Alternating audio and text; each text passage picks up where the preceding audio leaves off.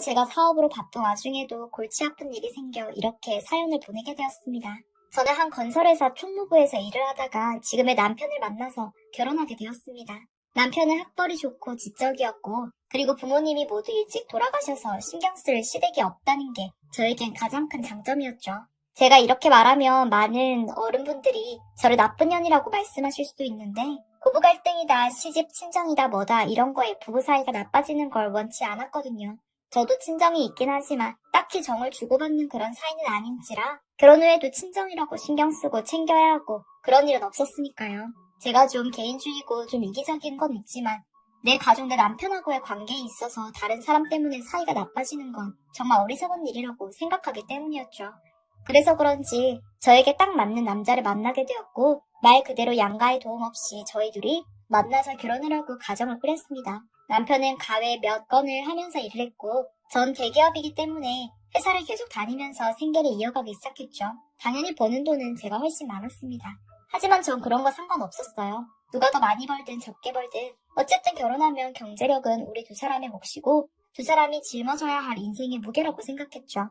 제가 그런 걸로 남편을 구박하거나 자존감을 죽이거나 그런 적은 단 한 번도 없었습니다. 하지만 남편 스스로 느꼈었던 걸까요? 남편이 가회를 하니 주로 일하는 시간이 오후 늦은 시간부터 저녁 밤까지 일을 하였죠. 그래서 아침에 일어나 제가 출근을 하고 남는 시간에 주식을 좀 했나 보더라고요. 일단 남편이 머리가 좋은 건 아니까 제가 믿는다고 했죠.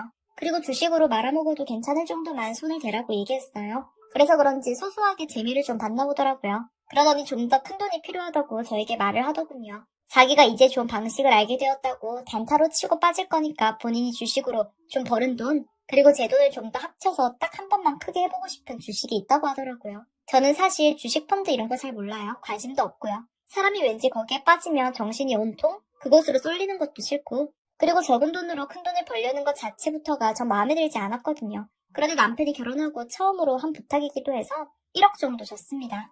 그러고부터 한 1년이 흘렀을까요? 1년 전에 주식에 투자했던 돈이 10배가 뛰어서 그야말로 나름 좀 큰 돈을 만지게 되었습니다. 남편은 그때 저에게 가져갔던 돈 1억을 딱 주더라고요. 그래서 저는 남편에게 잘했다고 얘기하고 저는 더 이상 모험은 싫다고 그냥 우리 지금처럼만 살자고 얘기했습니다. 그랬더니 남편은 저에게 주식을 하기 위한 돈은 더 이상 빌리지 않겠다고 얘기하더라고요. 그래서 제가 말했죠. 그래 내가 벌고 생활비로 쓸 돈은 건들지 말고 당신 주식으로 얼마를 벌었던 잃었든 당신 돈으로 하는 거니까 상관하지 않겠다고 했죠. 남편은 오전 오후 하루 종일 주식에 매달리고 그리고 나서 가회하러 나가고 이 생활이 이제 그 사람의 일상이 되어버린 듯 했습니다. 그리고 저는 좀 더 좋은 기회가 있어서 제 개인 사업을 하게 되었죠. 처음엔 직장 생활이랑 병행하면서 투잡식으로 하게 되었는데 생각보다 일이 너무 잘 풀리고 확장이 되어서 직장 생활을 그만두고 제 사업에 몰두하게 되었습니다. 나름 돈 때문에 걱정하지 않을 만큼 사업이 잘 돼서 사업에 전념하고 있었죠. 그 사이에 아이도 생겨서 임신과 출산을 겪고 비교적 시간에 여유가 있는 남편이 많이 도와주어서 전 또 바로 일의 전선에 복귀할 수 있었습니다. 친정이 거의 없다시피 한 저는 아는 언니 소개로 좋은 이모님을 만나서 그분의 많은 도움으로 아이도 잘 키우고 있었습니다. 그렇게 저는 육아와 일을 병행하면서 하루하루 너무너무 바쁘게 생활을 하고 있었죠. 그래서 남편을 신경 쓰지 못했죠. 남편은 늘 똑같이 하루하루를 지내다 보다 생각했습니다. 남편이 주식으로 번 돈은 남편 혼자 쓰기에 바빴고 저는 크게 아랑곳하지 않고 아이에게 좋은 아빠로만 남아주길 바랬습니다. 그런 남편이 한 6개월 전부터 바람을 피웠더라고요. 저도 제가 너무 바쁘다 보니 몰랐는데 사람 시켜서 알아보니 제주도며 강릉이며 여기저기 다니면서 잘도 만났더라고요. 어차피 전 아침에 나갔다가 저녁에 들어오고 남편은 늦은 오후에 나가서 밤늦게 들어오는 게 일상이 되다 보니 남편이 하루 종일 뭐 하는지 전 알 수가 없었습니다. 그런데 뒤에서 여자를 만나고 있었더라고요. 아침에 나가서 밤 늦게까지 아주 당당하게 눈치도 안 보고 그렇게 다녔던 것 같아요. 남편은 주식으로 번 돈을 전부 그 여자한테 갖다 바쳤던 것 같습니다. 명품 가방이며 스파권까지 갖다 바치면서 온갖 정성을 다 바친 것 같더라고요. 지금 알아보니 그 여자는 제 남편이 돈을 꽤나 잘 벌고 있다고 생각하는 것 같더라고요. 사실 얼마 전에 주식으로 큰 돈을 날린 전적이 있어서 제가 그만 손대라고 했었거든요. 주식이 약간 도박 같아서 큰 돈을 맛보고 나니 끊지 못하고 계속 야금야금 돈을 갉아먹길래 제가 한번 경고한 적이 있었는데 어차피 내 돈 갖다 쓰는 건 아니라 한번 얘기하고 말긴 했거든요. 물론 또 큰 돈을 벌 수도 있겠죠. 하지만 그걸로 끝이 아니니 문제가 될 수밖에요. 이 남자 이제는 정말 우리 아이 아빠라는 그 명목 외에는 제가 믿고 우리 가족을 맡길 수가 없는 그런 상태였습니다. 제가 일을 하고 있지 않았다면 어땠을까 생각해보니 끔찍하더라고요. 그런데 또 한편으로는 제가 일을 해서 돈을 버니까 이 사람이 그거 믿고 저렇게 책임감 없이 일을 저지르는 게 아닐까 하는 그런 생각도 들었고요. 어쨌든 이런 남자 옆에 붙어있는 그 상간녀는 남자가 돈도 꽤나 잘 벌고 학벌도 좋고 똑똑한 이 사람이 굉장히 탐이 났나 봅니다. 저는 이성적으로 생각해야겠다 싶었습니다. 그래서 남편과 조용히 얘기했습니다. 내가 이렇게까지는 안 하고 싶었는데 사람 시켜서 당신의 모든 걸 알고 있다. 그리고 모든 증거까지도 다 수집을 해놨으니 앞으로 어떻게 하길 바라는지 말해보라고 말했습니다. 그랬더니 싹싹 빌더라고요. 깨끗하게 모든 걸 정리하겠다고요. 제가 너무 바빠서 잠시 마음 기댈 그런 곳이 필요했을 뿐이라고. 그러다 바에서 술 한잔 하다가 만난 여자라 깊은 사이는 아니라고 완벽하게 정리하겠다고 그렇게 말하더라고요. 그래서 저는 알겠다고 했습니다. 저는 제 가정이 불우했다 보니 정상적인 가정을 우리 아이에게 주고 싶었어요. 등본을 딱 뗐을 때 문제 없고 부모 이름이 온전히 다 있고 그리고 자녀로 제 아이 이름이 딱 나와 있는 그런 모습이요. 그리고 아빠와 엄마라는 사람이 다른 평범한 가족처럼 다를 거 없이 평범한 그런 가족의 모습을 보여주고 싶었어요. 그래서 제가 조금 괴롭고 힘들더라도 남편을 용서해주자 싶었습니다. 남편도 굉장히 반성하고 저에게 미안하다며 앞으로 저와 아이를 위해서만 살겠다고 그렇게 빌었으니까요. 그래서 제가 모든 걸 안고 가기로 결심했습니다. 모든 걸 잊고 다시 새로 시작하자고 했죠.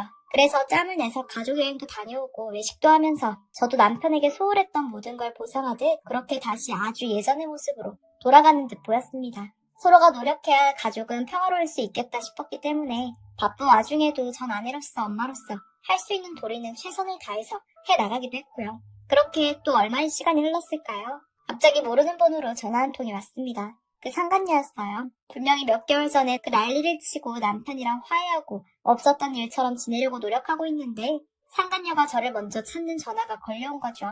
그 여자가 저를 좀 만났으면 좋겠다고 얘기하는 거예요. 그래서 만나자고 했죠. 그래봤자 전 법적으로 아내이고 그 여자는 상간녀이기 때문에 제가 무서울 건 없었죠. 만나서 한다는 소리가 임신을 했다고 하네요. 이제 15주라면서 아니 15주면 저랑 화해하고 깨끗하게 정리하겠다고 말하고 나서도 또 계속 만나왔다는 소린데 어떻게 된 건가 싶었습니다. 그래서 물었죠. 사실 내가 모든 걸 알고 있고 남편하고 이야기했었다. 남편은 분명 당신이랑은 깊은 사이가 아니기 때문에 완벽하게 정리한다고 했었다. 그랬더니 상간녀는 아니라고 그러더라고요. 상간녀는 그런 일이 있었다는 것도 자기는 다 알고 있었고 남편은 자기와의 사랑이 너무 깊어서 헤어질 수 없다고 조금만 기다려달라고 말했다는 겁니다. 그래서 저는 기다리면 남편이 이혼이라도 한다는 말을 했냐 물었더니 상간녀는 그렇다고 당당하게 말하더라고요. 그러면서 자기도 이제 나이가 있어서 아이를 지울 수 없다고 저에게 선언하더라고요. 참 기가 막히더라고요. 저도 남편이 예쁘고 좋아 미치도록 사랑해서 모든 걸 용서해준 게 아닌데 남편이 이렇게 또 배신을 할 수 있는지 정말 자기 딸 생각은 전혀 하지 않는 건지 분노가 치밀어 오르더라고요. 저는 어떻게 해야 할지 난감했습니다. 난 오로지 우리 딸 생각뿐이고 남편은 이쪽 저쪽 이것도 저것도 아닌 상태로 양다리를 걸치고 있고요. 그래서 제 생각이 너무 복잡했습니다. 여러 가지의 갈림길이 있는데 도대체 어떻게 결정을 해야 할지 잘 모르겠더라고요. 우리 아이에게 아빠의 존재는 있어야 하니까 이혼하지 말고 그냥 산다 하지만 남편 역할, 아내의 역할은 서로 기대하지 않는다. 그럼 그 상간녀의 아이는 평생 아빠 없는 그런 아이로 살아가게 되겠다는 생각이 가장 먼저 들었고요. 그리고 그 다음은 받아낼 수 있는 돈도 없지만 소송으로 상간녀랑 남편으로부터 위자료를 받아내고 이혼해서 아이랑 나랑 둘이 살아간다? 그럼 우리 아이는 아빠 없는 아이가 될 테고 그 상간녀 아이는 아빠가 있는 아이가 되겠구나 싶더라고요. 돈 많은 남자라고 생각하는 그 여자가 이 남자의 능력을 알게 되면 그래도 아이를 낳고 잘 살 수 있겠구나 싶을까? 그런 생각도 들더라고요. 그래서 어떻게 해야 하나 머릿속이 복잡했습니다. 제가 어디다 말할 것도 없고 혼자서 끙끙 앓다가 우리 딸 키워주신 이모님을 만나서 솔직하게 현재의 상황을 설명드렸습니다. 그랬더니 이모님이 차라리 잘 됐다면서 저보고 이번 기회에 이혼을 하라고 하시는 거예요. 아이의 행복도 다 엄마가 행복해야 오는 거라고 그러면서 이모님의 경험을 말씀해 주시더라고요. 이모님도 남편의 가정폭력 때문에 너무 힘들었는데 사실 아이들 때문에 평생을 참고 살았다고 하시더라고요. 그런데 그 아이들이 커서 하는 말이 엄마 왜 이혼 안 하고 평생 그렇게 살았냐고 우리 때문이라는 건 핑계 아니냐고 자기들은 어렸을 때부터 그런 폭력 가정에서 자라는 게 더 힘들었고 그래서 우리가 고등학생이 되었을 때 제발 이혼하라고 말하지 않았었냐고 차라리 엄마 아빠 이혼하고 이혼 가정이지만 엄마랑 같이 편안하고 행복하게 살고 싶었다고 그렇게 얘기를 했다고 하더라고요. 그러면서 저보고 자기처럼 후회할 일을 반복하지 말라고 우리 딸 아이를 위해서 남편을 붙들고 있지 말고 딸을 위해서라도 남편을 놓아주려고 그렇게 말씀하시더라고요. 아무래도 제가 남편보다 경제적인 능력은 더 있으니까 돈 걱정은 안 해도 되지 않냐면서요. 자기는 아이들 때문이기도 했지만 경제적인 능력이 없었던 터라 아이들 데리고 생활을 하려다 보니 폭력적이긴 했지만 그런 남편이라도 필요했던 거라고. 하지만 저의 상황은 그렇지 않으니 미련 없이 남편을 버리라고 말씀해 주셨어요. 마치 친정 엄마처럼요. 그러면서 아이 키우는 건 이모님이 많이 도와주시겠다고 말씀해 주셨고요. 그래서 제가 용기를 얻었습니다. 저희 큰 발목이 우리 딸 아이였는데 미련하게 그 딸아이에게 아빠라는 존재가 단순히 필요해서 붙들고 있었는데 이모님의 말씀을 듣고 제가 용기를 낼 수 있었습니다. 그래서 그날 밤 남편에게 합의 이혼을 하자고 얘기했죠.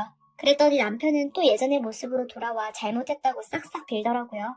그래서 저는 그랬죠. 이제는 아니라고. 그 상간녀한테 아이도 생긴 마당에 깔끔하게 이혼하자고 했죠.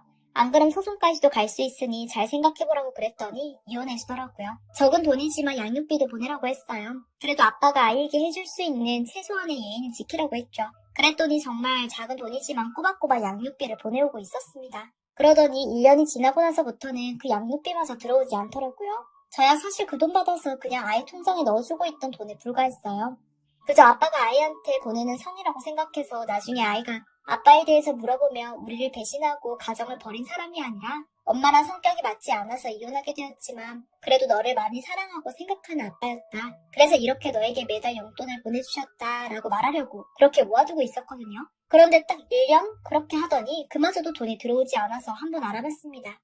들리는 이야기로는 주식으로 홀라당 말아먹고 빚마저 생겨버려서 그 집도 많이 어렵다고 하더라고요.